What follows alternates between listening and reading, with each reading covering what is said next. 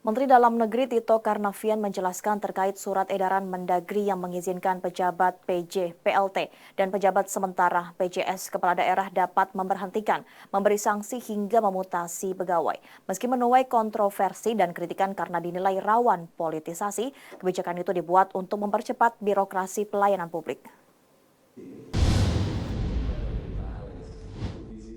Mendagri Tito Karnavian di kantor Kementerian Pendayagunaan Aparatur Negara dan Reformasi Birokrasi mengatakan surat edaran yang mengizinkan pejabat PJ, PLT, dan pejabat sementara PJS kepala daerah dapat memberhentikan, memberi sanksi, hingga memutasi pegawai itu ditertibkan setelah banyaknya keluhan dari 76 penjabat, PJ kepala daerah, dan bupati, wali kota terkait aturan mutasi dan pemberhentian pegawai yang membutuhkan tanda tangan Mendagri.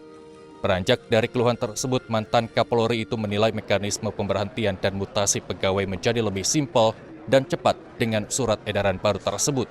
Terlebih penindakan terhadap ASN yang terlibat kasus pidana. Hal itu berujuk pada peraturan pemerintah nomor 94 tahun 2021 yang memberi atensi soal kursi pejabat yang kosong saat terlibat kasus hukum harus segera diisi.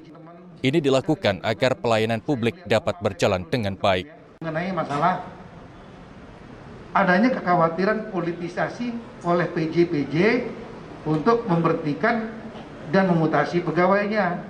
Saya jelaskan kemarin bahwa yang dimaksud dalam EC itu memberikan kewenangan yang sangat-sangat terbatas karena teknis, mensimplifikasikan birokrasi.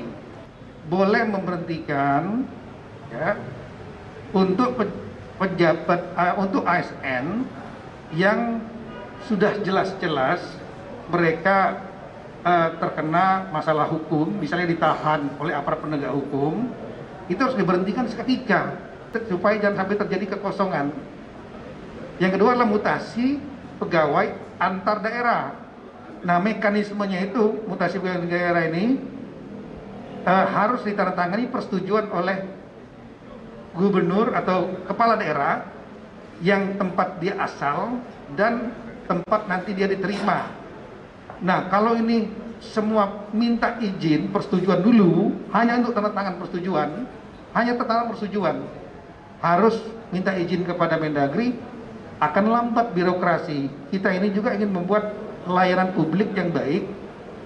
Bapak Presiden, kita semua ingin ada birokrasi yang lebih simpel, fleksibel, tanpa melanggar hukum. Tito juga mengklarifikasi bahwa kewenangan memecat pegawai hanya diberikan kalau ASN terkait berurusan dengan hukum. Terkait kekhawatiran bahwa surat edaran ini rentan dipolitisasi oleh seorang PJ kepala daerah, Tito memastikan bahwa kewenangan tersebut dibatasi oleh undang-undang karena kepala daerah wajib melapor terlebih dahulu kepada Kemendagri. Dari Jakarta, Andrianto, Nusantara TV melaporkan.